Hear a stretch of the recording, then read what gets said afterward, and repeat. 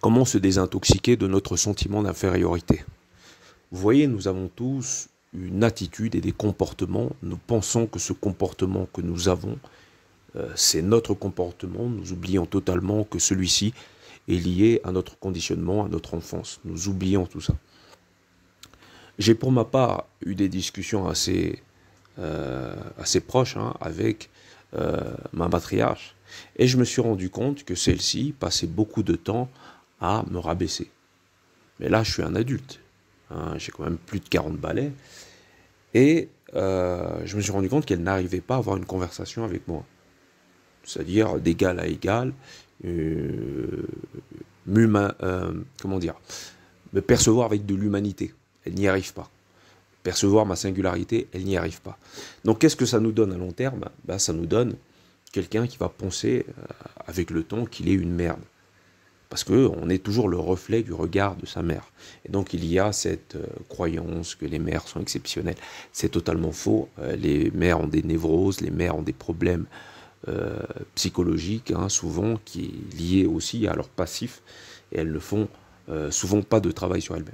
Donc il faut comprendre que l'éducation que vous avez reçue, que ce soit le père ou la mère, ou les répétitions donc d'injonctions négatives qui ont fait que vous intériorisez donc la pensée du parent toxique, il va falloir faire un travail pour sortir de là. Et on peut le voir à travers votre comportement. Il y a un frère qui, chaque fois qu'il s'exprimait, il s'excusait. Mais j'ai compris que ce frère, il avait eu aussi, comme moi, une éducation castratrice, l'empêchant donc de faire valoir sa volonté de puissance. Ici, on parle beaucoup de volonté de puissance, et donc on va revenir à ça.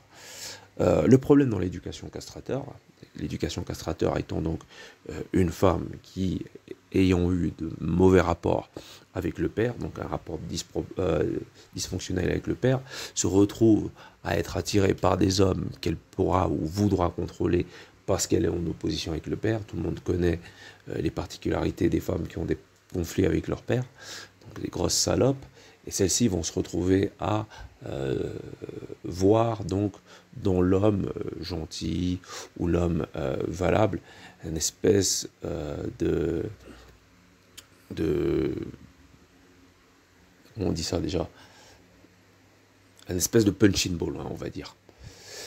Et donc, et suite à ça, il va y avoir donc la conséquence de cette union qui va être la progéniture masculine. Et donc, elle va continuer donc son cirque avec sa propre progéniture.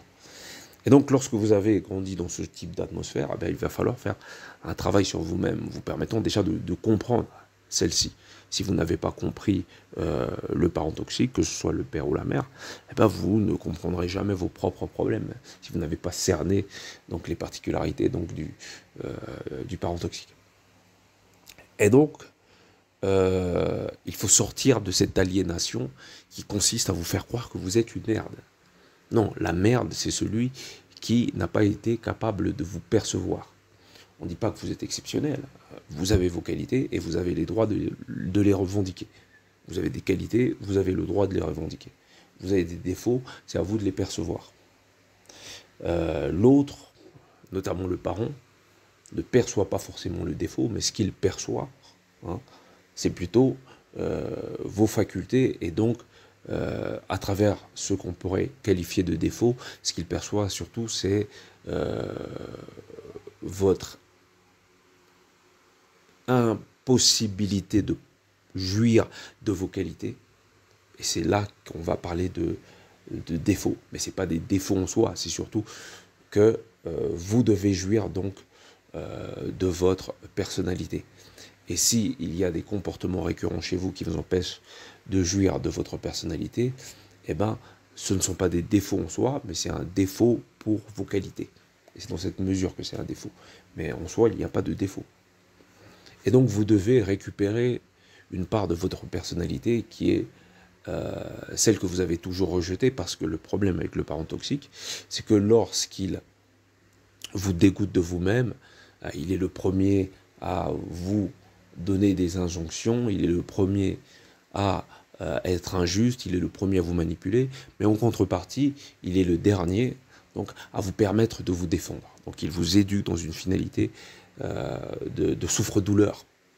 Et donc, comme vous avez oublié de vous défendre, parce que vous avez été éduqué pour ne pas vous défendre, ce qui est très lâche, ben c'est le cas justement, la lâcheté, c'est le propre même du parent toxique. Et donc, comme vous avez été éduqué pour ne pas vous défendre, vous avez fait fi d'une part de votre personnalité qui est l'ombre, celui que vous n'osez pas être. Mais l'ombre, vous en avez besoin pour vous défendre. Vous avez un ange gardien, et cet ange gardien-là, c'est le mauvais dans votre personnalité.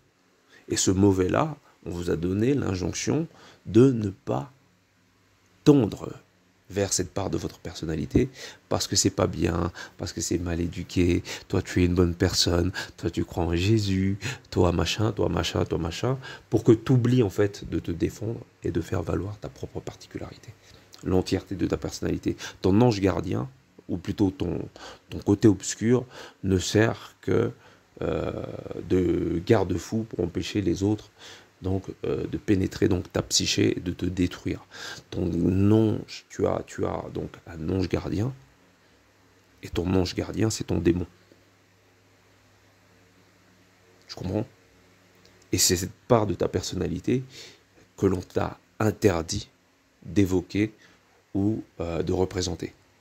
Et lorsque tu vas sortir donc du schéma toxique de ta réalité, eh ben, tu vas te réconcilier avec ton côté obscur. Donc celui qui t'a été retiré. C'est comme quelqu'un qui vous met des coups et qui vous demande de retirer les bras. Alors vous finissez par développer la personnalité de quelqu'un qui a l'habitude d'encaisser. Moi, plus jeune, j'étais le souffre-douleur de beaucoup de personnes.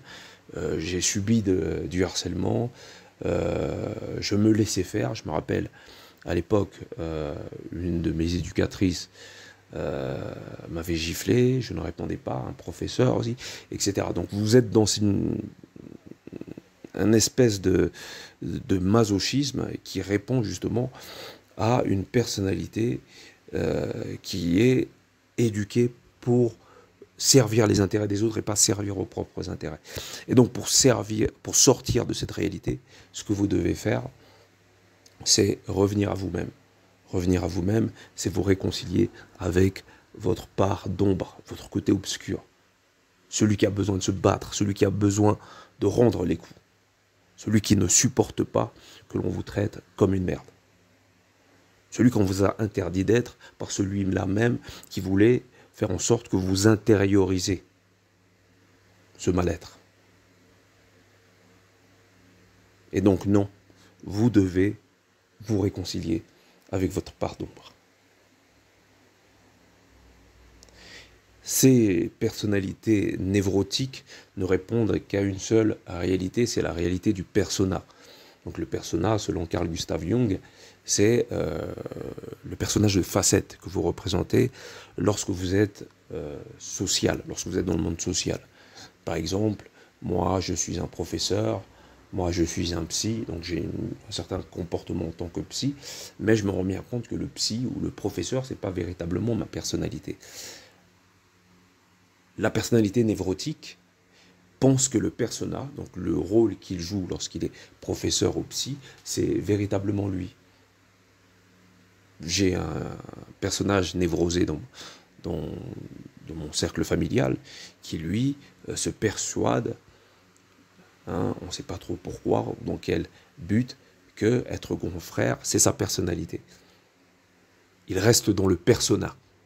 Il ne peut pas en sortir. Et lorsque on lui rappelle que ce rôle, hein, de confrère, c'est momentané et ce n'est pas véritablement sa personnalité et qu'on a besoin d'avoir une relation en profondeur, et donc que tu offres réellement ta personne pour qu'il y ait un échange intéressant, eh ben celui-ci le prend mal.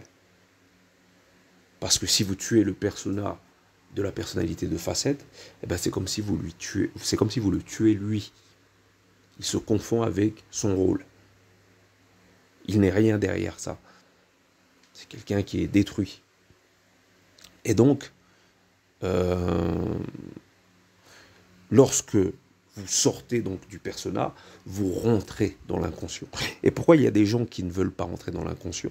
Parce que l'inconscient, ce sont aussi les peurs. Les peurs, certaines peurs sont plus terrifiantes que d'autres. Certaines personnalités, lorsqu'elles fouillent dans leur tête, il suffit qu'elles touchent à quelque chose pour carrément, littéralement péter un câble. Et donc ces personnes-là vont rester, c'est préférable pour eux, dans le persona, dans la personnalité de facette.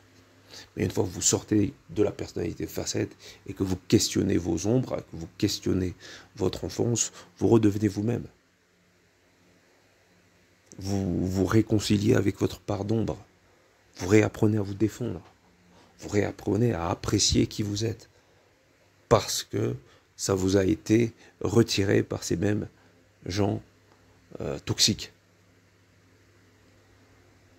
Et souvent, lorsque vous avez certains réflexes qui, pour vous, sont anodins, comme le fait de tout le temps s'excuser, de tout le temps dire merci, de tout le temps vouloir être gentil, de tout le temps vouloir faire le bien, c'est peut-être parce que, à la base, tout ce qu'on attendait de vous, c'est que vous soyez des espèces de serpillères pour un parent toxique. On ne vous a pas laissé exprimer votre singularité. Et donc vous avez gardé cette fausse personnalité, ce self, qui est de vouloir donc contenter et surtout ne pas contrarier le parent toxique. Et ça vous poursuit dans la vie de tous les jours. Vous ne voulez contrarier personne. Vous ne dites pas ce que vous pensez. Parce que vous avez peur, vous êtes encore l'enfant qui a peur que le parent se mette en colère. Et donc vous arrondissez les ongles.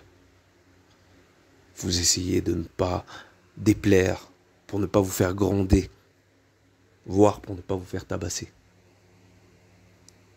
Et même lorsque le parent n'est plus là, vous continuez à avoir cette voix intérieure qui vous dit « Ne soyez pas vous-même ».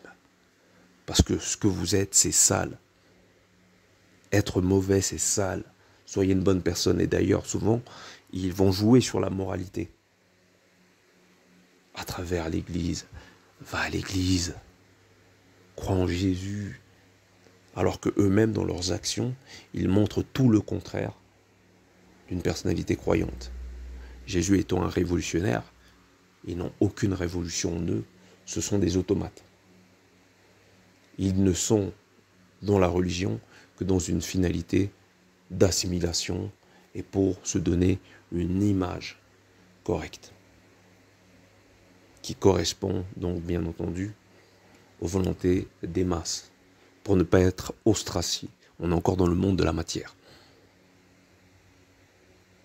Et donc réconciliez-vous avec votre ombre. Réconciliez-vous avec votre ange gardien. Réconciliez-vous avec ce putain de monstre. Il attend que ça pour s'occuper de vos affaires. Ne vous inquiétez même pas. Merci, au revoir.